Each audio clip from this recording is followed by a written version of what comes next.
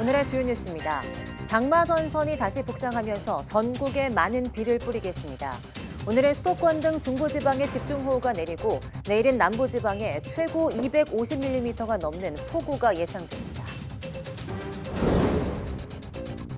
IAEA 사무총장이 일본 오염수 방류 관련 설명을 위해서 다음 달 방한할 수 있다고 요미우리 신문이 보도했습니다.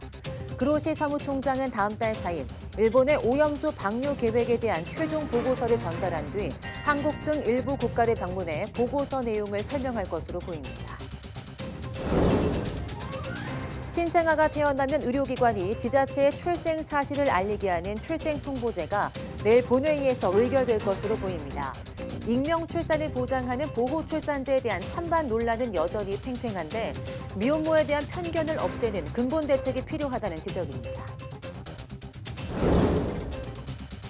중국 상하이에서 최신 5G 기술을 총망라한 박람회 MWC가 열렸습니다.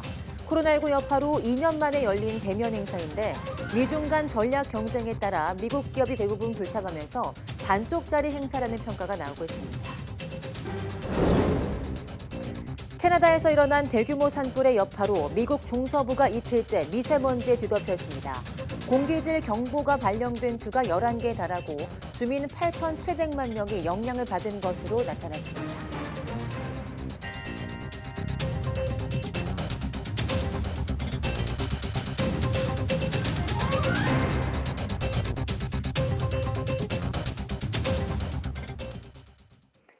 여러분 안녕하십니까? 6월 29일 사이언스 투데이 시작합니다.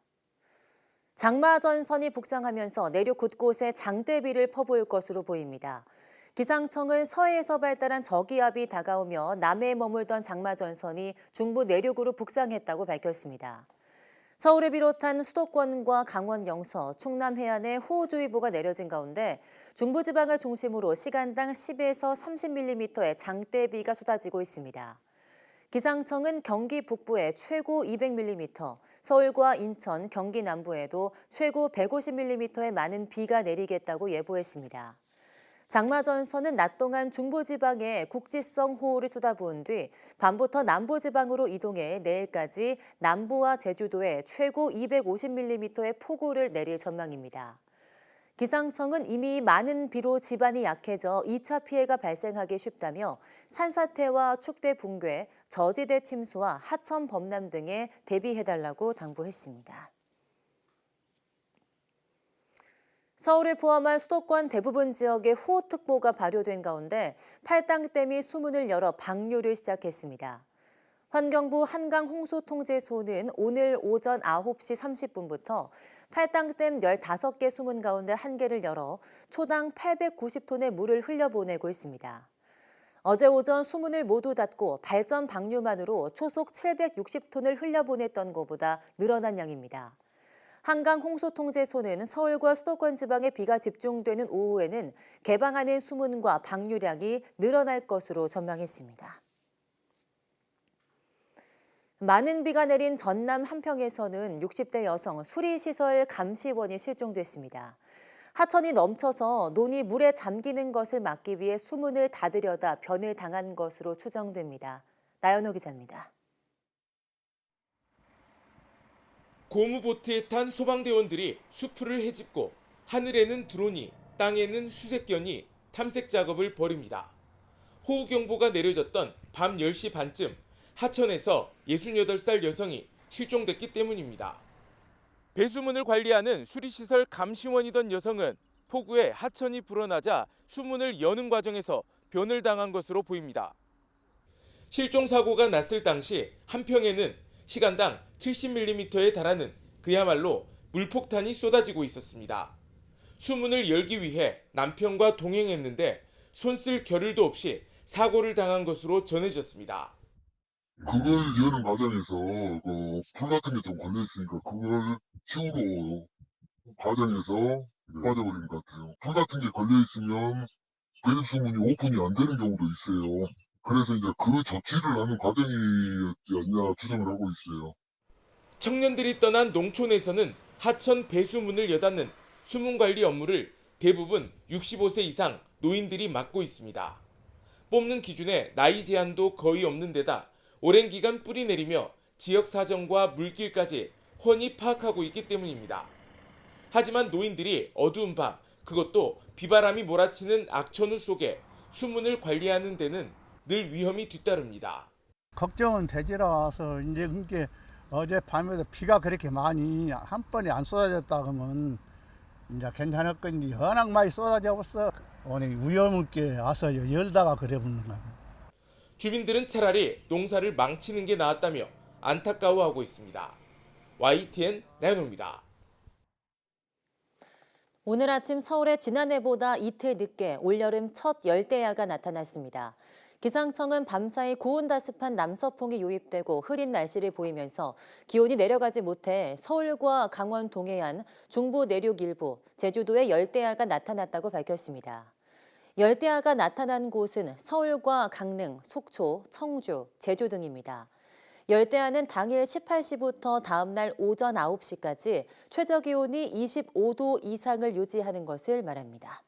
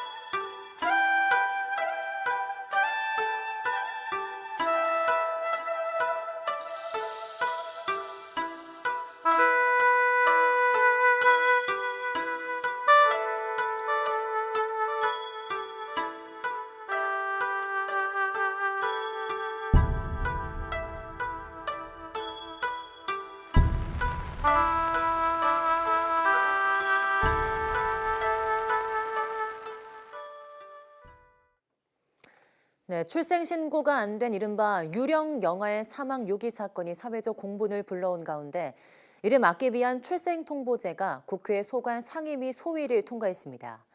의료기관에서 넘겨받은 아이의 출생 정보를 건강보험심사평가원이 의무적으로 지자체에 통보하도록 한 건데요. 익명 출산을 보장하는 보호출산제는 이견이 여전합니다. 이준혁 기자입니다. 국회 법제사법위원회 법안소위는 출생통보제 내용을 담은 가족관계등록법 일부 개정안을 여야 합의로 의결했습니다. 출생통보제는 지금 2020년부터 법안이 나와 있었어요. 그래서 우선 출생통보제를 먼저 통과하고 복지위에서 논의하는 보호출생제를 가급적 빠른 시간 내에 좀. 의료기관이 신생아의 출생정보를 심평원 시스템에 등록하면 심평원이 지자체에 통보하도록 하는 내용이 핵심입니다. 심평원은 물론 지자체에도 2주 안에 출생 신고가 됐는지를 확인할 의무를 부여했습니다. 부모가 아이의 출생 사실을 행정기관에 신고하지 않으면 이른바 복지망의 사각지대에 놓인 유령 영아가 발생할 수 있다는 지적에 따른 겁니다. 여야 모두 제도 보완의 필요성의 뜻을 함께하는 만큼 개정안은 법사위 전체 회의를 거쳐 오는 30일 무난히 본회의 문턱을 넘을 것으로 보입니다. 모에게 7일 이내에 출생신고를 하도록 최고를 하고 최고가 없으면 직권으로 법원의 허가를 받아서 출생신고를 시음면의 장이 할 수 있도록 하는 제도입니다. 정부와 여당은 이와 별도로 아동보호체계 개선 전담기구를 꾸리기로 했습니다. 미등록 영유아 전수조사 결과를 민간 전문가 등과 함께 분석해 후속 대책을 내놓겠다고 강조했습니다. 전수조사 결과를 세밀하게 분석하고 또 현장의 고민과 의견을 충분히 들으면서 TF에서는 더 나은 정책 방안을 지속 발굴해 나가기로 했습니다. 다만 위기 임산부의 익명 출산을 보장하는 보호출산제 도입은 진통을 거듭하고 있습니다. 오히려 익명 출산을 유도해 아이의 부모에 대한 알 권리와 양육 포기를 부추길 수 있다는 반론이 만만찮습니다. 소관 상임위인 복지위에서 논의가 이어지고 있는 만큼 오는 30일 본회의, 즉 6월 임시국회 내 처리는 사실상 불가능해졌습니다. 다만 여야 모두 보호출산제의 긍정적 측면에 대해선 공감하고 있어서 어떤 식으로든 대안이 마련될 가능성이 있습니다. 냉장고에서 영아가 숨진 채 발견된 안타까운 사건을 계기로 뒤늦게 팔을 걷어붙인 정치권의 제도 보완 노력이 결실을 맺을지 주목됩니다. YTN 이준엽입니다. 충청북도가 지난 1월부터 전국 최초로 진료를 먼저 받고 돈은 나눠내는 이른바 의료비 후불제 사업을 시행하고 있는데요. 5개월 만에 신청자가 260명을 넘어서는 등 그동안 의료비가 부담스러웠던 의료 취약계층에 도움을 주고 있는 것으로 나타났습니다. 이성우 기자가 보도합니다. 무릎이 좋지 않아 병원을 찾은 80대 남성 A씨. 10여 년 동안 무릎이 좋지 않아 수술을 받아야 했지만 경제적 부담 등의 이유로 수술을 선뜻 결심하지 못했습니다. 하지만 A씨는 지난달 무릎 수술을 받고 현재 재활 치료 중입니다. 300만 원의 시술비를 3년간 무이자 할부로 내는 의료비 후불제 덕분에 의료비 부담이 한결 가벼워진 겁니다.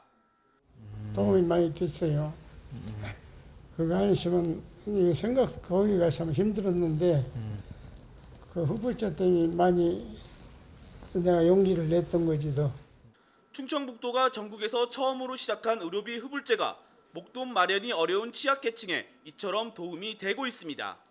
지난 1월 이후 기초생활수급자와 65세 이상 주민 등 현재까지 260여 명이 의료비 후불제를 신청했습니다. 시행 초기에는 이 제도가 잘 알려지지 않아 신청자가 조조했지만 소문이 나면서 신청자가 늘고 있습니다. 질환이 상당히 좀 한정적이어서 초기에 접근하기가 조금 힘들었었는데 이제 질환을 조금씩 늘리면서 문의하시는 환자분들이 자꾸 늘어나고 있습니다. 의료비 후불제는 환자의 진료비를 금융기관이 대신 내고 환자는 최대 3년 동안 무이자로 원금을 나눠낼 수 있는 제도입니다. 충청북도가 원금과 이자에 대해 상환 책임을 지는 만큼 금융기관도 부담이 없습니다. 최대 300만 원까지 빌릴 수 있으며 충북 내 지정 의료기관에서 임플란트와 척추, 심내혈관 등 6개 질환 수술을 받을 수 있습니다. 그 돈을 갚지 않는 비율이 거의 없기 때문에 이건 안전하게 그 진료 후불제를 확대해도 되겠다는 그런 확신이 듭니다. 충청북도는 보건복지부와 사회보장제도 협의를 완료해 의료비 후불제 대상 질병을 더 확대할 계획입니다. YTN 이성호입니다.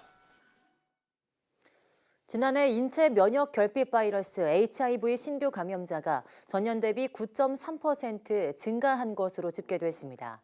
질병관리청은 오늘 발표한 2022년 HIV 에이즈 신고 현황 연보에서 지난해 새로 신고된 HIV 감염인이 1,066명으로 전년 975명보다 9.3%, 91명 증가했다고 밝혔습니다. 국적별로는 우리 국민이 77.4%인 825명이고 외국인이 22.6%인 241명이었습니다. 신규 HIV 감염인 중 외국인 비중은 2019년 17.7%에서 2020년 19.5%, 2021년 20.7%와 지난해 22.6%로 꾸준히 증가하는 추세입니다. 성별로는 남자 984명, 여자 82명으로 남자가 92.3%를 차지했습니다. 정부가 최근 비리가 적발된 국고보조금 사업에 대한 관리 감독을 강화하기 위해서 내년 모든 예산 사업을 원점에서 전면 재검토하겠다고 밝혔습니다. 기획재정부는 어제 청와대 영빈관에서 열린 2023년 국가재정전략회의에서 이런 논의가 있었다고 밝혔습니다. 정부는 그동안 만연했던 관행적, 선심성 지출과 재정 누수 등 문제를 개혁하기 위해 각 부처 모든 예산 사업을 제로 베이스에서 심사하겠다고 강조했습니다. 국익과 국민 삶의 보탬이 되는 사업은 적극 지원하되 그 외 사업은 과감히 구조조정을 하겠다는 겁니다. 도덕적 해이 등 문제가 지적된 국고보조금 사업은 내년 예산부터 삭감 또는 폐지하기로 했습니다. 정부는 또 국비 중심의 균형 발전, 재정 투자 패러다임을 전환해서 지방자치단체 민간의 역량과 자본을 활용하는 방안을 마련하겠다고 밝혔습니다. 사교육 카르텔 부조리와 관련해 일주일 사이 100건이 넘는 신고가 접수됐습니다. 이 중 20건은 대형 학원과 수능 출제위원 간 유착 등 이권 카르텔 관련 의혹으로 확인됐는데요. 교육부 관계자는 해서는 안 되는 행위도 포함됐다고 밝혀서 심각성을 예고했습니다. 김연아 기자입니다. 사교육 카르텔 부조리 신고센터 운영 일주일여 만에 100건이 넘는 신고가 쏟아졌습니다. 특히 20건은 정부가 초점을 맞추고 있는 이권 카르텔 관련 사례로 확인됐습니다. 교육부는 수능 출제위원들이 비밀 서약을 깨고 사교육에 진출한 사례를 중심으로 위법 사항이나 유착 관계를 집중적으로 살피고 있습니다. 특히 대형 입시 학원 이런 데서 이러한 문제들이 좀 제보되고 있는 부분이 있기 때문에 여러 가지 단합 행위라든지 또는 해서는 안 되는 그런 행위들을 범죄 행위가 드러나면 행정처분을 넘어 고발과 수사 의뢰까지 엄정 대응한다는 방침입니다. 교육당국은 킬러 문항 유형 공개 이후 계속되는 기준에 대한 논란도 정면 반박했습니다. 킬러 문항을 아이들을 구별해내기 위해 만든 괴물 문항으로 지칭하면서 다만 킬러 문항을 제거하되 수능을 5달 앞두고 큰 혼란은 막아야 하는 만큼 정말 확실한 킬러 문항 사례를 공개한 거라고 강조했습니다. 정말 너무 괴물 같은 문제는 좀 제거하자는 겁니다. 확실한 문제를 제거하고 우리 평가의 본질, 그러니까 공교육 내에서 열심히 한 학생들이 점수를 잘 받을 수 있도록 하는 그 본질에 좀 충실하게. 이 부총리는 킬러 문항을 해결해도 입시와 관련한 본질적인 불안감은 남는데 이는 결국 공교육의 책임이라고 생각한다면서 공교육 강화와 더불어 9월 모의고사 이후 학원 입시 설명회로 달려가는 일이 줄도록 정답률 등 데이터를 공개하고 EBS나 공공영역을 통해 대입 컨설팅도 제공하는 방안을 검토하겠다고 밝혔습니다. YTN 김현아입니다. 과학기술정보통신부 1차관에 조성경 과학기술비서관이 임명됐습니다. 조성경 신임 1차관은 고려대 식량자원학과 출신으로 아주대에서 에너지공학박사 학위 등을 취득했으며 명지대 박목기초교육대 교수를 역임했습니다. 2014년 원자력안전위원회 위원을 지냈고 지난해부터 대통령 비서실 과학기술비서관을 지냈습니다.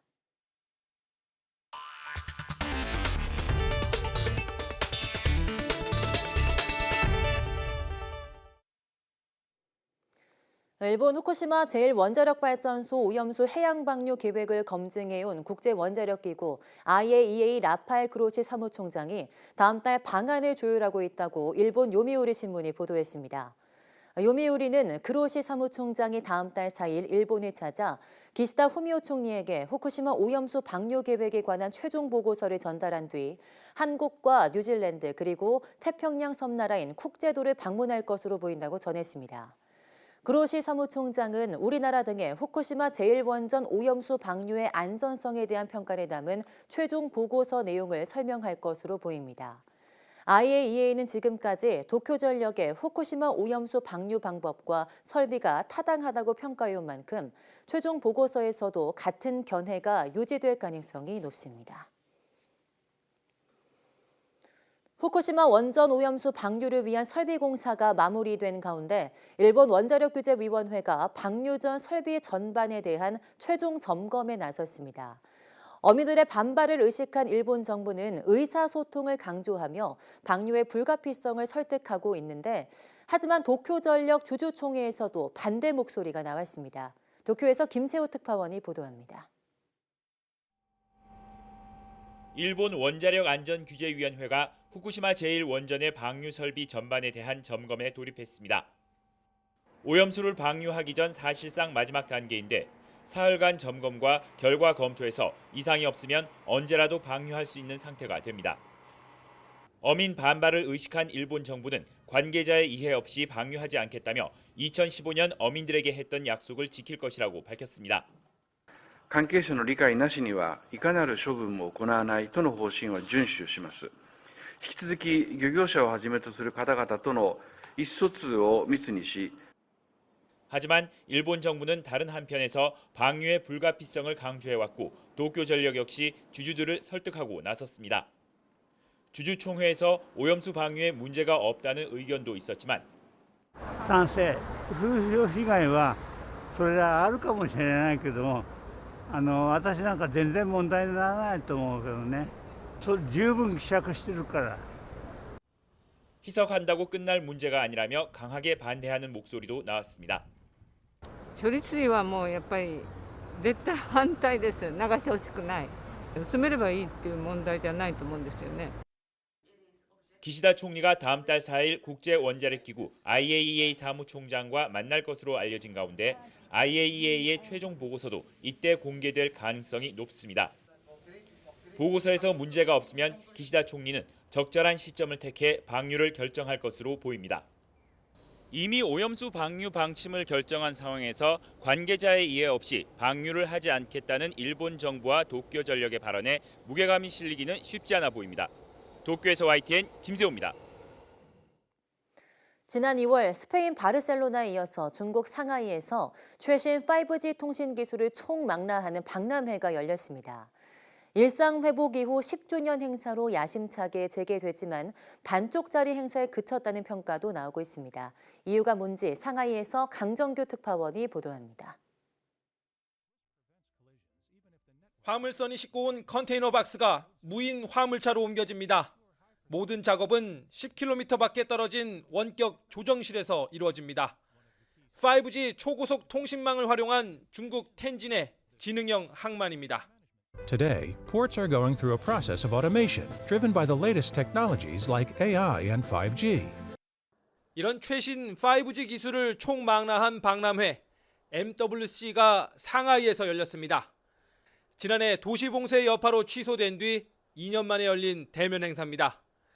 참가 업체들은 5G를 넘어 6G 시대로 도약을 준비하고 있습니다. 以 5G、5.5G、 AI 云为代表的信息技术的发展，也正在扬帆起航，劈波向前。 MWC는 세계 이동통신 사업자 연합회 주최로 스페인 바르셀로나에서 개최해온 연례 행사입니다. 2012년부터는 중국을 비롯한 아시아 신흥시장 공략을 위해 상하이에서도 열기 시작했습니다. 코로나19 직전 글로벌 기업 550곳이 참여할 정도로 커졌지만 일상 회복 이후 반토막이 났습니다. 서방 기업 중엔 미국의 반도체 업체 퀄컴 정도가 이름을 올렸는데 그나마도 전 시장을 따로 차리지는 않았습니다.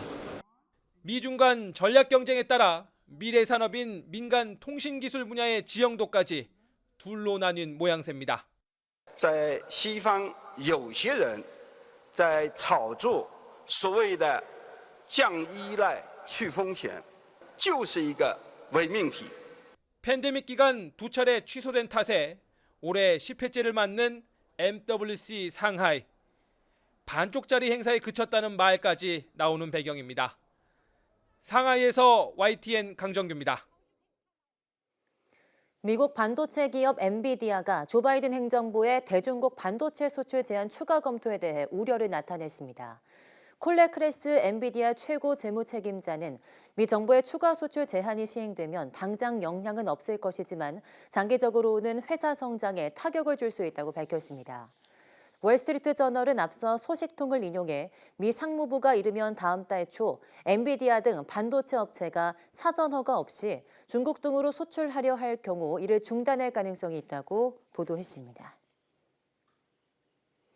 캐나다 대규모 산불 여파로 미국 중서부가 이틀째 미세먼지에 뒤덮였습니다. 뉴욕타임스는 디트로이트 공기질 지수가 위험에 해당하는 337까지 올랐고 클리블랜드와 위스콘신주의 여러 도시도 200 이상을 훌쩍 넘겼다고 보도했습니다. 미 국립기상청은 캐나다 산불 영향으로 공기질 경보가 발령된 주가 11개 이른다고 밝혔고 MBC 방송은 미국인 8,700만 명이 영향을 받고 있다고 전했습니다. 대기질 분석업체 IQ에어는 전 세계 주요 도시 중 공기질이 가장 나쁜 상위 5개 도시와 시카고와 디트로이트, 미니애폴리스가 포함됐고 워싱턴 DC도 8위를 기록했다고 밝혔습니다. 브랜던 존슨 시카고 시장은 어린이와 노약자를 비롯한 주민들에게 가능하면 실내에 머물 것을 권고하고 외출 시 마스크 착용을 요청했습니다.